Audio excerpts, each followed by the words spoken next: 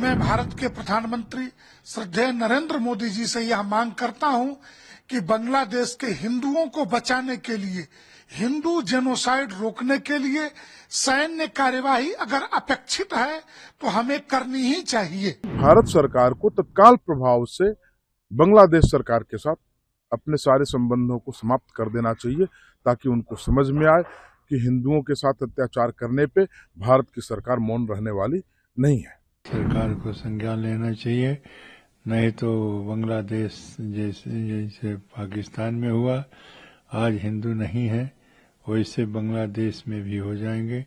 धार्मिक नेता इस्कॉन के चिन्मय दास जी की गिरफ्तारी बेहद निंदनीय है। अखिल भारतीय संत समिति लंबे समय से यह मांग करती आ रही है। पिछले 5 अगस्त को जब बांग्लादेश के अंदर शेख हसीना की सरकार को अपदस्थ किया गया, उसके बाद की जो गतिविधियां हैं वो ठीक नहीं है। हिंदुओं का दमन हो रहा है, हिंदुओं की हत्या हो रही है, उनकी दुकानें लूटी जा रही, उनको विभिन्न सरकारी नौकरियों से बाहर निकाला जा रहा है। और वहां तो इनकी किताब में सिर्फ काफिर शब्द है, और काफिर शब्द होने के कारण वो हिंदू ही नहीं, बौद्ध, सिख, जैन, ईसाई सबको प्रताड़ित करने में लगे हुए हैं। अब कहाँ है संयुक्त राष्ट्र संघ और सो कॉल्ड प्रतिवर्ष अल्पसंख्यकों पर होने वाले अत्याचारों पर अपनी लिस्ट जारी करने वाले लोग कहाँ चले गए हैं? अखिल भारतीय संत समिति भारत सरकार से मांग करती है कि तत्काल सैन्य कार्यवाही करनी चाहिए, और अभी संयुक्त राष्ट्र संघ में विरोध दर्ज करा करके कड़ा प्रतिरोध कि बांग्लादेश के अंदर हिंदुओं पर अत्याचार, क्योंकि बांग्लादेश हो या पाकिस्तान हो, ये हिंदुस्तान से टूट करके बने हुए हिस्से हैं। इसलिए स्वाभाविक तौर से, प्राकृतिक तौर से हमारा यह अधिकार है कि हम ऐसी मांग करें। भारत सरकार को बांग्लादेश के ऊपर सख्त से सख्त कार्यवाही करनी चाहिए। क्या इंदिरा गांधी के समय जब बंगाली हिंदुओं का 1971 में नरसंहार हो रहा था, तो भारत की सैन्य शक्ति ने बांग्लादेश के अंदर हस्तक्षेप नहीं किया था? जो तत्कालीन पूर्वी पाकिस्तान था तब भी हस्तक्षेप किया था। उनके 90,000 से ज्यादा सैनिक बंधक बनाए गए थे। आज ऐसी परिस्थितियां आ गई हैं कि मैं भारत के प्रधानमंत्री श्रद्धेय नरेंद्र मोदी जी से यह मांग करता हूं कि बांग्लादेश के हिंदुओं को बचाने के लिए, हिंदू जेनोसाइड रोकने के लिए सैन्य कार्यवाही अगर अपेक्षित है तो हमें करनी ही चाहिए। आज इस संस्थान के, इस्कॉन के जो अध्यक्ष हैं बांग्लादेश के, आज वो आतंक गतिविधियों में संलिप्त माने जा रहे हैं वहाँ की गवर्नमेंट के अनुसार।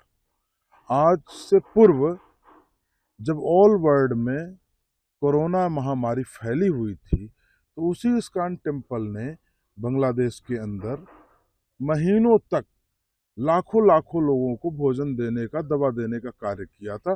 तब वो आतंकवादी गतिविधियों में नहीं थे, लेकिन आज वो सरकार बदलते ही आतंकवादी गतिविधियों में आ गए। तो ये तो उस सरकार की सोची समझी चाल है कि हिंदुओं को यहाँ से पलायन किया जाए ताकि बांग्लादेश के अंदर हिंदू ना रहे। तो इस प्रकार की स्थिति में संपूर्ण विश्व बिरादरी इसकी घोर निंदा कर रही है। अभी जो है हमारे अमेरिका में जो चुनाव हुआ, डोनाल्ड ट्रंप ने भी इसकी घोर निंदा की कि बांग्लादेश के अंदर हिंदुओं के ऊपर अत्याचार किया जा रहा है। तो जो सत्य है वो सत्य है, इसकी घोर निंदा की जानी चाहिए। और इससे संपूर्ण संत समुदाय बहुत आहत है, बहुत दुखी है कि इस प्रकार के कृत्य किए जा रहे हैं। हालांकि यह कोई नया कार्य नहीं है बांग्लादेश और पाकिस्तान का, ये पुराने कार्य हैं।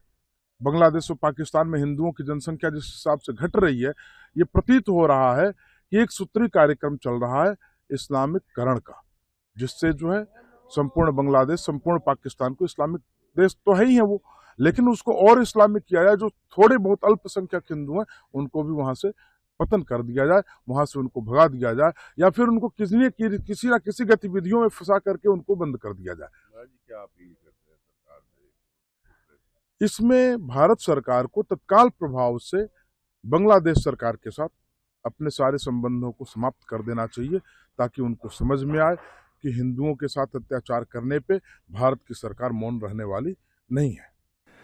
वह हिंदू मुस्लिम दोनों के साथ लेकर चलने वाले हैं, और उनको देशद्रोही कैसे कह दिया। देशद्रोही करना गलत है और उसको जेल में भेजना भी गलत है।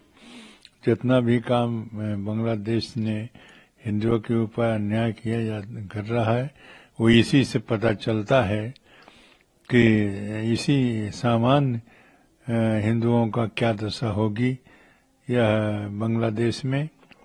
इसी से पता चलता है कि एक स्कार्फ व्यक्ति जो हिंदू मुसलमान दोनों के साथ जोड़ करके और शांति करने का प्रयास करता है, उसे देशद्रोही कहते हैं।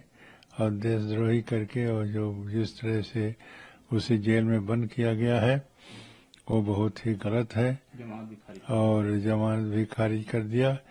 ये बहुत गलत किया कोर्ट ने, और कोर्ट के साथ में वहाँ के जो शासन है वो एकदम हिंदुओं के पीछे पड़ गया है, और हिंदुओं के साथ अन्याय जो हो रहा है वो बहुत ही गलत है। और इस पर हम तो कहे थे कि सरकार को संज्ञान लेना चाहिए, नहीं तो बांग्लादेश जैसे पाकिस्तान में हुआ, आज हिंदू नहीं है वैसे बांग्लादेश में भी हो जाएंगे। बहुत से हिंदू हैं और उनके साथ जो अन्याय शुरू हुआ है उसके लिए संज्ञान लेना चाहिए सरकार को, जिससे कि वहाँ के हिंदुओं को बचाया जा सके।